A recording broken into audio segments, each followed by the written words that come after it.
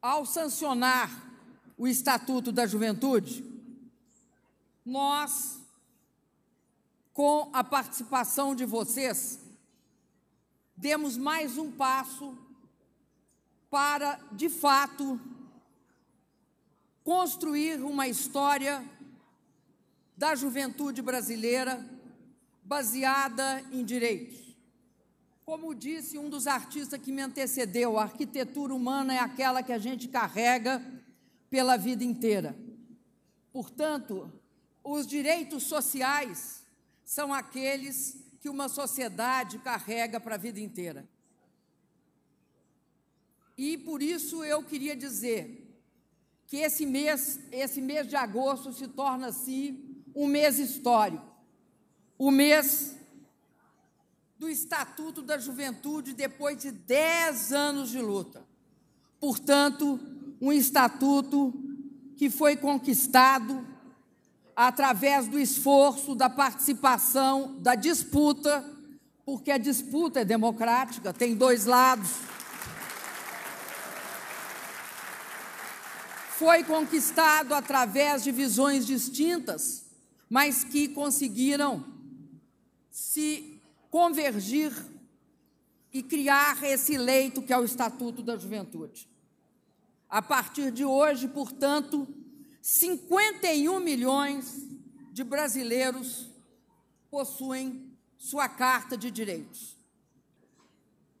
Escolhas políticas levaram à retomada do desenvolvimento e a considerar absurda e inadmissível a desigualdade que recortava o nosso país. Por isso, vocês cresceram, por exemplo, vendo seus pais com carteira assinada, trabalhando, outros viveram com orgulho um irmão mais velho, até ele mesmo entrando pela primeira vez na universidade. Muitos foram contemporâneos do início do combate à miséria do Brasil através do Bolsa Família, viram o Brasil fazer um grande programa habitacional como Minha Casa Minha Vida.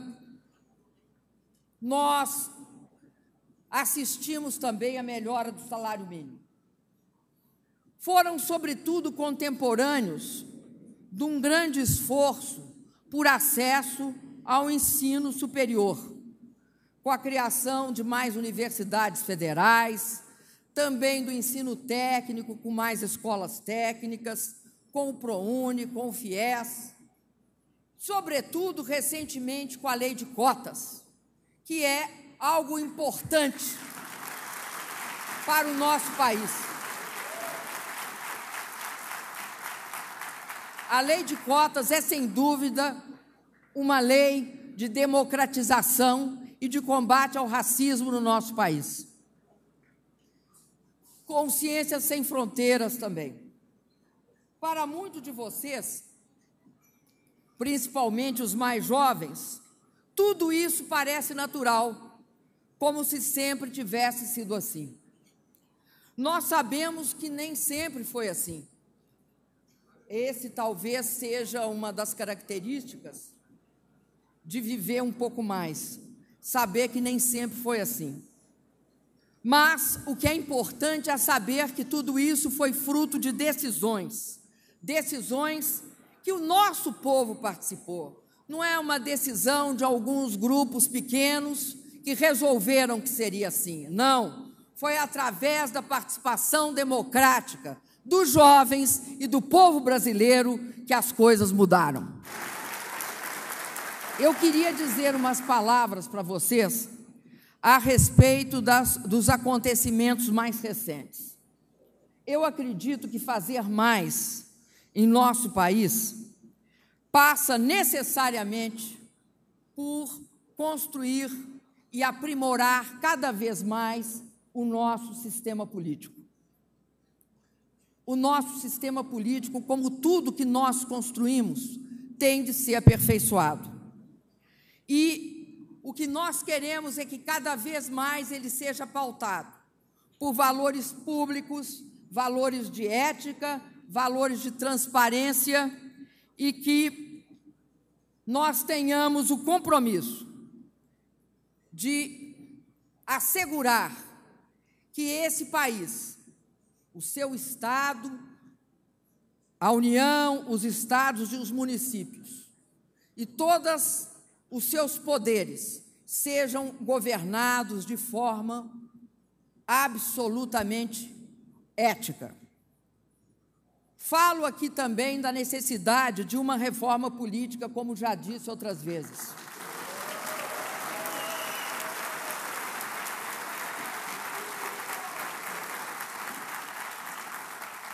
Como tudo na vida, a reforma política também diz respeito à melhoria e ao aperfeiçoamento do sistema político.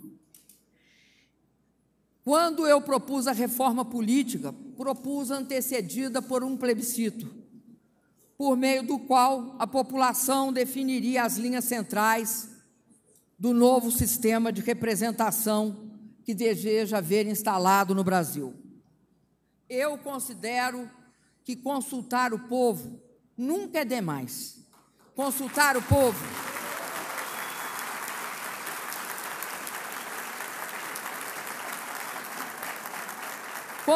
povo é democrático e é necessário para que as nossas instituições tornem-se cada vez mais permeáveis às demandas da sociedade, às demandas das redes e das ruas, mais abertas ao controle e, sobretudo, mais eficazes.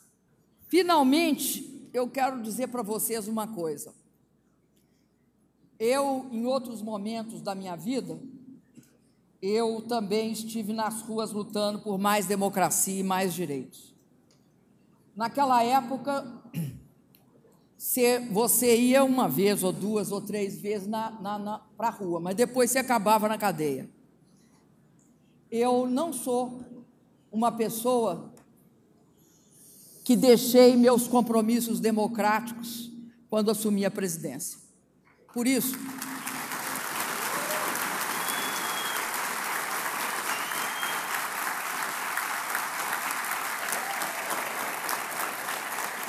uma das coisas que eu considero mais grave no Brasil hoje é a violência contra a juventude negra e pobre. É o lado mais perverso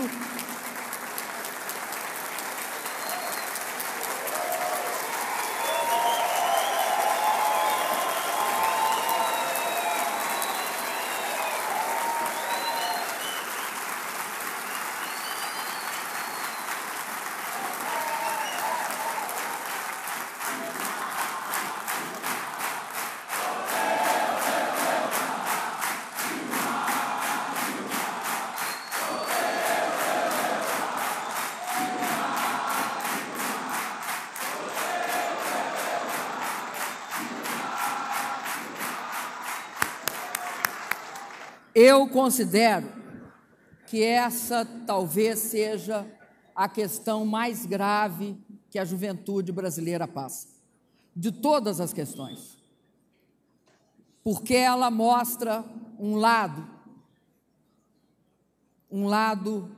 da nossa sociedade que nós não podemos conviver com ele, conviver pacificamente com ele. Nós temos contra esse lado, que é o lado da violência contra a juventude negra e pobre, eu acho que nós temos de ter um pacto.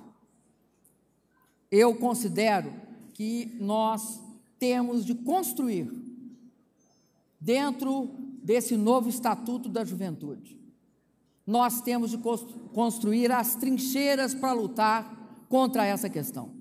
A questão da violência indiscriminada contra jovens e jovens, mulheres e homens, negros e pobres, mais homens, mas não deixam de ter mulheres também sofrendo essa violência. Eu, finalmente, quero dizer para vocês que eu vou, e o meu governo também vai continuar com diálogo e participação, garantindo um Brasil à altura dos jovens brasileiros, um Brasil à altura das aspirações, sobretudo à altura daquilo que nós sonhamos de melhor para esse país. Eu conto com vocês, vocês podem contar comigo.